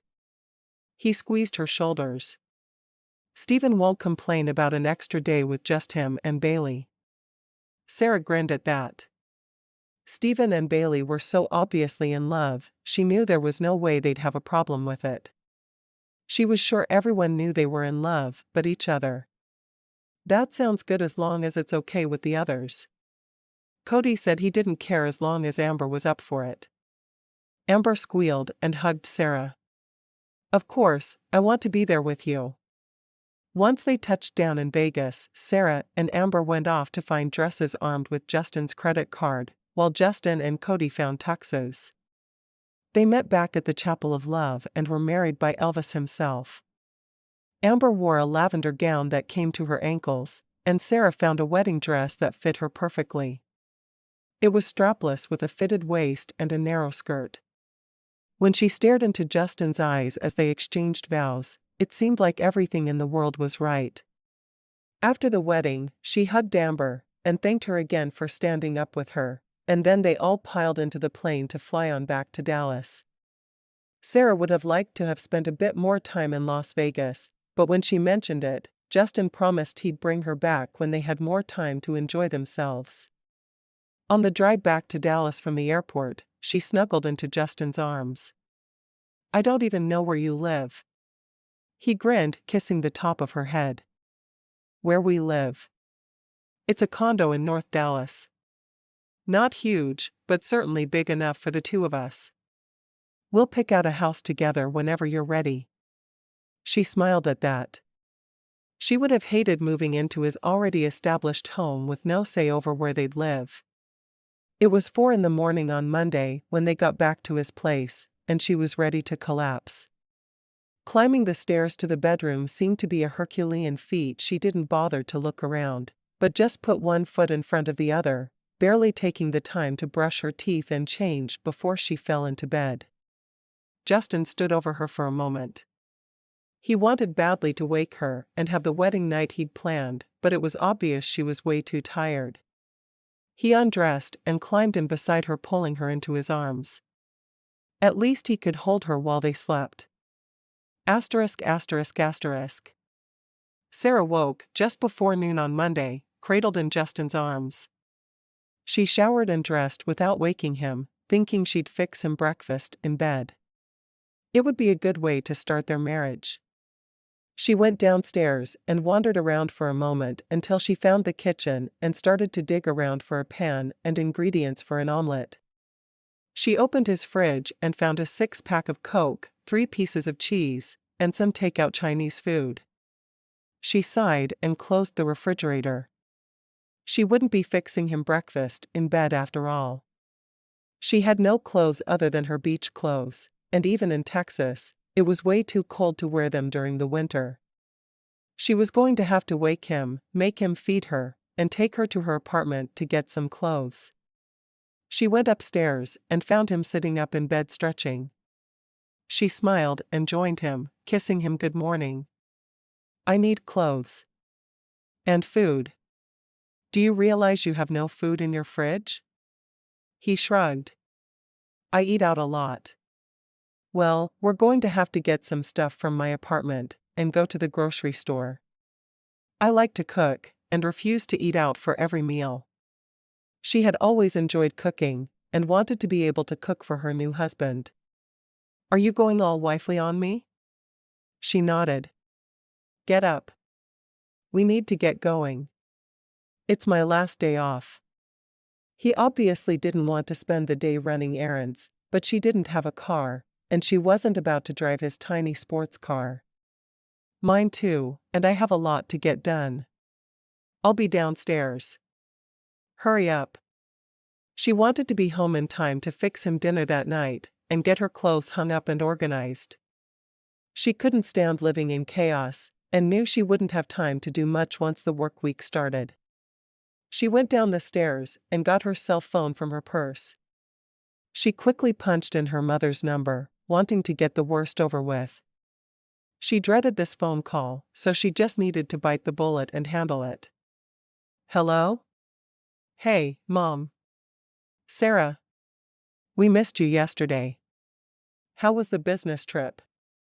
"It was good. Really good. I spent the week having sex with my boss like you told me," she thought. "Where did you go?" She grinned. "A small private island in the South Pacific called Motu Tain. It was beautiful. There were palm trees everywhere you looked. We went whale watching and had a private luau right there on the beach. It was really amazing." "So did you sleep with your boss?" "Mom. I can't believe you asked me that." Well, she could, but it was easier to complain about her asking than it was to tell her the truth. "Well, did you?" "I married him." She said the words quickly, trying to get them out before she lost her nerve. Her mother choked back a cough. "You what?" "We got married in Vegas last night. Would you be willing to help me plan a reception?" "You're married? And I didn't even get to see it?" Sarah sighed. "Justin didn't want to wait, but I do have a CD of the wedding for you." She felt as if she were offering her a consolation prize. "I guess that'll have to do, won't it?" The disappointment in her mother's voice made her feel bad. "I'm sorry. I thought you'd be okay if I got married without you as long as we could have a huge reception. Are you happy?" "Yeah, I am." She looked up as Justin walked into the room, his hair still damp from the shower. "Well, that's what matters. Bring him to dinner on Sunday, and we'll talk about the reception." "Yes, ma'am." She talked about the beauty of the island for another minute before hanging up. "Was that your mom?" "Yeah. She's pretty disappointed." Sarah sighed as she thought about how sad her mom had sounded over not being able to be a part of her wedding. He hugged her. "I'm sorry. I called my grandmother after my shower. She was thrilled. She wants me to take you to meet her today. Are you willing?" Sarah nodded. "Of course. My mom wants you to come over for Sunday dinner." She didn't want to think about how her parents would greet him. You never knew what would come out of their mouths next. "Sounds reasonable." He rubbed her shoulders. "Let's go." They had a quiet lunch, then went and picked up enough of Sarah's clothes she could make it through the week. "I'll arrange to have someone pack your things and move them to my place by the weekend." Sarah nodded. She was amazed at how much he could have done by scattering money around. Sarah loved his grandmother. The sweet lady had a tear in her eye when Justin introduced his new bride. They stayed for an hour with a promise of another visit on Saturday. "Is there anything I can bring you when we come back?" Mrs. Owen shook her head. "No, child, but thank you. Justin makes sure I have everything I need." After a quick hug, they left the building. "I wish she'd come live with us," Sarah told Justin on the way out. Justin laughed. "There's no way. She's too happy surrounded by people her own age who will play cards with her all day long." Chapter 8. The first thing Sarah did at work on Tuesday morning was go to HR to have her name changed. As soon as she walked into the HR office, Angela cornered her. "So how'd you get the cushy job? Sleeping with the boss?" Her eyes were narrowed as she stared up at Sarah. Sarah smiled. Actually, I am. I'm here for a name change form, please. She held up her left hand wearing the wedding ring. No way did he marry you. Angela's eyes were wide with shock. Sarah didn't respond. Do you want me to get the form myself, or will you get it for me? I remember where they're kept. Sarah kept her voice pleasant and sweet, refusing to rise to the bait. You slut. What did you do to get him to marry you? You're pregnant, aren't you? Sarah simply met Angela's blue eyes and waited for her to get the form. Finally, after spewing more venom from her eyes, Angela went to the cabinet and pulled the form. She handed it to Sarah and sat down. Sarah quickly filled it out and handed it back to her. Thank you. Have a good day. Once she was out the door, she sighed with relief. Hopefully that was the last time she'd be walking into HR for a long time. 2 weeks before, that type of behavior would have had Sarah running for the hills. Sarah was able to laugh it off as she took the elevator to the top floor. She settled at her desk and went through the hundreds of emails she'd received during their week away. Justin stepped into her office and said, I need to see you, Mrs. Owens. He held the door open wide as he waited for her to join him in his office. She grinned at him over her shoulder at his use of her new name. Of course, sir. She went into his office, and he closed the door behind her. What can I help you with? Her eyes held his as she smiled at him. He leaned down and kissed her thoroughly. Nothing. I just realized it had been almost 2 hours since I'd kissed my wife. She laughed. You know, you may have to restrain yourself while we're at work. Your partners wouldn't like it if the company went under because you were too busy chasing your wife around the office to do any actual work. She couldn't help teasing him, knowing he'd work as hard as he always had. He grinned. They'd understand, though. They've seen you. She smiled, hugging him again. I actually did have a reason for calling you in here. She pulled back. What's that? Her voice changed to her business voice, ready to do whatever work he had planned. I wanted you to know I'm having an SUV delivered for you after lunch. She stared at him in surprise. Why? I don't need a car. She'd never had her own car. When she was in college, she'd lived on campus, but her parents were close enough to help out with whatever she'd needed. There are going to be times when we'll need to bring separate cars. You need your own. His voice was patient, but firm. He obviously wasn't willing to argue about this. I can take the bus. She didn't know exactly why she was arguing, but she didn't feel like he should be buying her something as expensive as a vehicle. She'd done without for long enough that she knew she could keep doing it. He shook his head. No, you can't. I've been pretty high profile in this area for a long time. As soon as the press gets wind of our marriage, you're going to find your picture being taken at weird times. On a public bus wouldn't be good. I don't think you'd be safe. She sighed. I guess you're right. I hadn't thought of that. As much as she hated it, he was right. She hadn't thought about her safety now she was married to her billionaire. Don't worry, I picked out a small SUV. You'll like it. Thanks. She brushed her lips against his. You're welcome. She turned to go back to her office. For some reason, she hadn't considered the changes in her life due to Justin's money. Sure, she knew she'd have a nicer place to live, but having to be careful about who saw her where was not something she'd ever thought of. She sighed. She'd get used to it. Asterisk asterisk asterisk. Sarah loved being married. The only real difficulty was the way the people in HR treated her. They lost her benefit enrollment form and told her she wouldn't have benefits until the following year. It was only March. All name changes were done within 3 business days of submission, but it had been 2 months, and her name hadn't been changed. She'd been forced to fill out the form repeatedly. One Monday morning, she sat at her desk, talking to them again. Please just send the form inter-office mail. I don't have time to go down there this week. She booted her computer as she spoke to them. Yes, I understand. Thank you. She rubbed her temples. The reception was this weekend, and her name change hadn't been done yet. How had she had the time to plan a reception for 200 people and HR hadn't had the time to change her name? Justin walked up behind her. What form are you waiting for? He leaned against the wall watching her with his dark eyes. She never lost the little thrill she felt every time she saw him.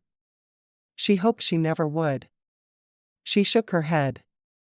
My name change form from HR. She'd kept the HR mess to herself. Why bother him with something trivial? His eyes narrowed. Why are you just now getting around to that? Are you ashamed to be married to me? Her eyes widened. Justin had never been annoyed with her. Why was he upset now? I've told the press. I've told my grandmother. I've practically taken out an ad in skywriting telling the world I'm in love with you and I married you. And here you are not even changing your name at work, when all it takes is a simple little form. What is the problem? He was leaning over her, his palms flat on her desk, clearly furious. She stared up at him, her face breaking out in a grin. Did you just say you love me? She could think of circumstance she'd rather get a declaration of love in, but she knew if he was saying it in anger, he definitely meant it. Of course, I love you. Stop changing the subject. Why haven't you filled out the form? She grinned, standing up and wrapping her arms around him. I love you, too, Justin. She rested her cheek against his shoulder, smiling happily. He grinned for a moment, but then held her at arm's length. So why haven't you filled out the blasted form? He had to work to stay mad at her after her declaration of love, but what was the problem? She looked down at the floor for a moment. She hadn't wanted to drag him into her battle with HR. I have. This will be my 8th form. I fill one out every Monday. He raised an eyebrow. What are you saying? His voice had changed, taking on a note of pure anger. They still hate me down there. They've lost or spilled coffee on or accidentally shredded all the forms so far. I fill them out and they don't enter them in. They what? She nodded. They lost my benefits form for this year as well.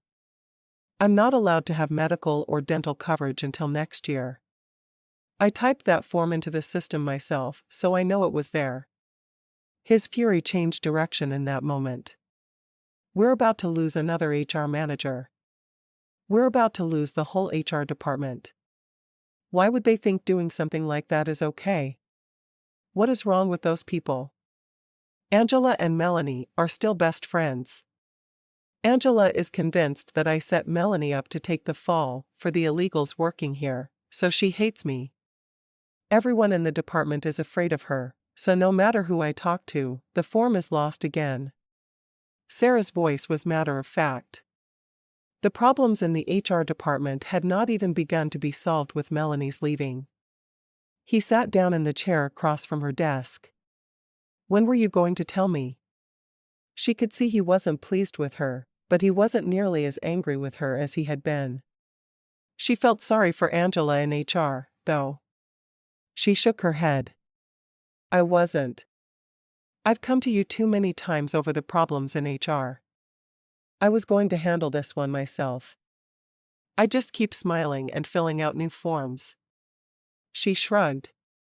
Who down there is good and could manage the department? She tilted her head to the side thinking about it. David Atherton is fabulous. He knows everything inside out. He should have gotten the promotion to assistant when Angela did, but Melanie promoted her buddies. Angela is a carbon copy of Melanie. Call down to HR and talk to David. Take him down to the cafeteria and feel him out about whether he wants her job. I'll take care of Angela. He stormed into his office, slamming the door behind him. Sarah picked up the phone and called David in HR. "David, it's Sarah Owens. I'm buying you a cup of coffee from the cafeteria. Meet me there in 5 minutes." She didn't wait for his response, just headed for the elevator. Angela stepped out when the door opened. "Bitch." She deliberately bumped into Sarah as she went past, trying to knock her over. Sarah smiled to herself.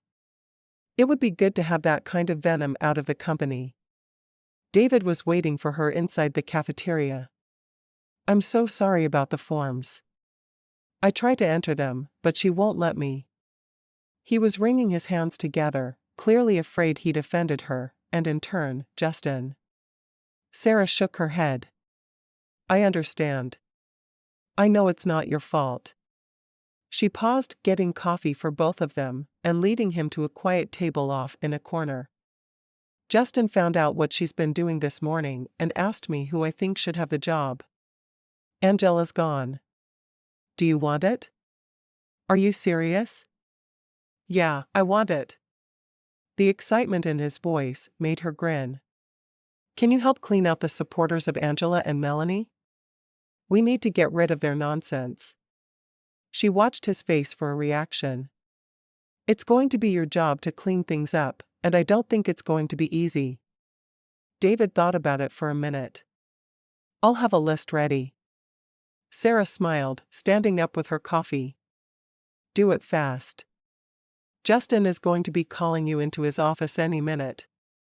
He wants to get this done." She could hear Angela yelling as she walked back into her office. "I can't believe you're firing me over that stupid little slut. She's my wife. And it's not just her. If you do this to my wife, then there's no limit of your spitefulness." Sarah pulled up her computer and started typing out a letter that would soon go out to soccer teams worldwide, offering the services of SPI to make their teams better. Stephen had been working on the software since they'd returned from the island, and it was finally ready. Angela stormed out of Justin's office, slamming the door behind her. She didn't even look in Sarah's direction as she left. Justin came out of his office, rubbing the back of his neck. "Please tell me David wants the job." She could see by his face that he was worn out. He hated dealing with personnel problems. That's why he had an HR department. Sarah nodded. "He does. He's going to make a list of the people who won't cooperate because they're Angela and Melanie's buddies." "Good. I'll call him into my office in a few minutes." He walked up behind her, taking her hand and pulling her back toward his office. "I was really annoyed earlier, but I believe you told me something I've really been wanting to hear you say." She smiled. "I love you." Her smile transformed her face. She was finally able to say the words freely, and she was sure she'd never stop. He pulled her close. "That was it. I love you, too. I never would have married you otherwise." She buried her face in his shoulder. "I can't imagine spending my life with anyone else."